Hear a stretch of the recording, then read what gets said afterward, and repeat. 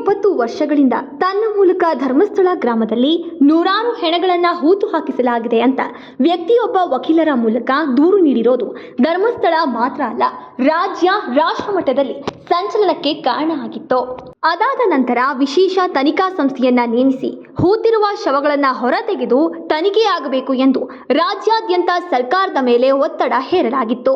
ಹೀಗಾಗಿ ಧರ್ಮಸ್ಥಳದಲ್ಲಿ ನಡೆದ ಸಾಮೂಹಿಕ ಅಂತ್ಯಕ್ರಿಯೆಗಳ ಆರೋಪಗಳ ತನಿಖೆಗಾಗಿ ಸರ್ಕಾರವು ವಿಶೇಷ ತನಿಖಾ ತಂಡ ಎಸ್ಐಟಿ ಮುಖ್ಯಸ್ಥ ಡಾಕ್ಟರ್ ಪ್ರಣವ್ ಮೊಹಂತೆ ಎಸ್ಐಟಿಯನ್ನ ದಿನಾಂಕ ಜುಲೈ 19ರಂದು ನೇಮಕ ಮಾಡುತ್ತೆ.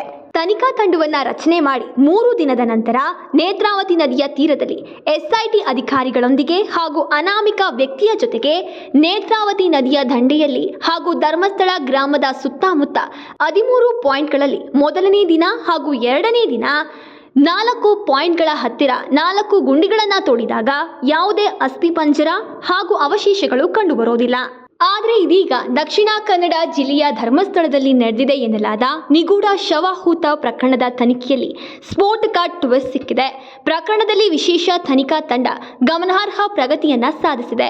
ಇನ್ನು 3ನೇ ದಿನ ನಡೆಯುತ್ತಿದ್ದ ಉತ್ಖನನ ಕಾರ್ಯಾಚರಣೆಯಲ್ಲಿ ಎಸ್ಐಟಿಯು ಪಾಯಿಂಟ್ ನಂಬರ್ 6 ಎಂದು ಗುರುತಿಸಲಾದ ಸ್ಥಳದಲ್ಲಿ ಮೂಳೆ ರೀತಿಯ ವಸ್ತುವನ್ನ ಪತ್ತೆ ಮಾಡಿದೆ. ಇದು ಪ್ರಕರಣಕ್ಕೆ ಒಂದು ಉತ್ತಮ ಮೈಲಿಗಲ್ಲನ್ನ ನೀಡಿದೆ. ಅನಾಮಿಕ ವ್ಯಕ್ತಿ ಗುರುತಿಸಿದ್ದ 6ನೇ ಪಾಯಿಂಟ್ ಈ ಕಾರ್ಯಾಚರಣೆಯನ್ನ ಇಟಾಚಿ ಯಂತ್ರದ ಮೂಲಕ ನಡೆಸಲಾಗಿದ್ದು ಎಸ್ಐಟಿ ಮೂಲಗಳಿಂದ ಈ ಮಾಹಿತಿಯನ್ನು ಅಧಿಕೃತವಾಗಿ ದೃಢೀಕರಿಸಲಾಗಿದೆ. ಗುಂಡಿಯಲ್ಲಿ ಅಸ್ಥಿಪಂಜರದ ಅವಶೇಷಗಳು ಪತ್ತೆಯಾಗಿದ್ದು ಇನ್ನೂ ಕೂಡ ತನಿಖೆ ಮುಂದುವರೆದಿದೆ. ಧರ್ಮಸ್ಥಳದಲ್ಲಿ ತನಿಖೆ ಚುರುಕುಗೊಂಡಿದೆ. ಹೌದು, ಧರ್ಮಸ್ಥಳದ ನೇತ್ರಾವತಿ ಘಾಟ್ ಬಳಿಯ ಕಾಡು ಪ್ರದೇಶದಲ್ಲಿ 1998ರಿಂದ 2014ರವರೆಗೆ ನೂರಾರು ಮಹಿಳೆಯರು ಮತ್ತು ಮಕ್ಕಳ ಶವಗಳನ್ನು ಹೂತಿದ್ದೇನೆ ಎಂದು ಸ್ವಚ್ಛತಾ ಕಾರ್ಮಿಕ ಅನಾಮಿಕ ವ್ಯಕ್ತಿ ಆರೋಪಿಸಿದ್ದ. ಈ ಶವಗಳು ಅತ್ಯಾಚಾರ ಮತ್ತು ಕೊಲೆಗೆ ಸಂಬಂಧಿಸಿದವು ಎಂದು ದೂರುದಾರ ತಿಳಿಸಿದ್ದು, ಈ ಆರೋಪದಿಂದ ರಾಜ್ಯಾದ್ಯಂತ ಭಾರೀ ಚರ್ಚೆಗೆ ಕಾರಣವಾಗಿತ್ತು. ರಾಜ್ಯ ಸರ್ಕಾರವು ಜುಲೈ 19, 2025ರಂದು ಆಂತರಿಕ ಭದ್ರತಾ ವಿಭಾಗದ ಡಿಜಿಪಿ ಡಾಕ್ಟರ್ ಪ್ರಣವ್ ಮೊಹಂತೆ ನೇತೃತ್ವದಲ್ಲಿ ಎಸ್ಐಟಿಯನ್ನ ರಚಿಸಿತ್ತು. ಈ ಪತ್ತೆಯು ಪ್ರಕರಣದ ತನಿಖೆಯಲ್ಲಿ ಪ್ರಮುಖ ತಿರುವನ್ನ ತಂದಿದೆ. ಎಸ್ಐಟಿಯು ಈಗಾಗಲೇ 29 ಸದಸ್ಯರ ತಂಡವನ್ನು ಹೊಂದಿದ್ದು ಇತ್ತೀಚೆಗೆ 9 ಹೆಚ್ಚುವರಿ ಪೊಲೀಸ್ ಸಿಬ್ಬಂದಿಯನ್ನ ನೇಮಕ ಮಾಡಲಾಗಿದೆ.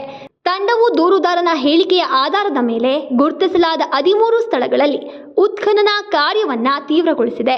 ಈಗಾಗಲೇ 6 ಸ್ಥಳಗಳಲ್ಲಿ ಅಗೆತ ಕಾರ್ಯ ನಡೆದಿದ್ದು ಇನ್ನು ಉಳಿದ 7 ಗುಂಡಿಗಳ ಉತ್ಖನನ ಕಾರ್ಯ ಬಾಕಿ ಇದೆ. ಇದೀಗ ಎಲ್ಲರ ಚಿತ್ತ ಉಳಿದ ಗುಂಡಿಗಳ ಮೇಲೆ ಕೇಂದ್ರೀಕೃತಗೊಳಿಸಲಾಗಿದೆ.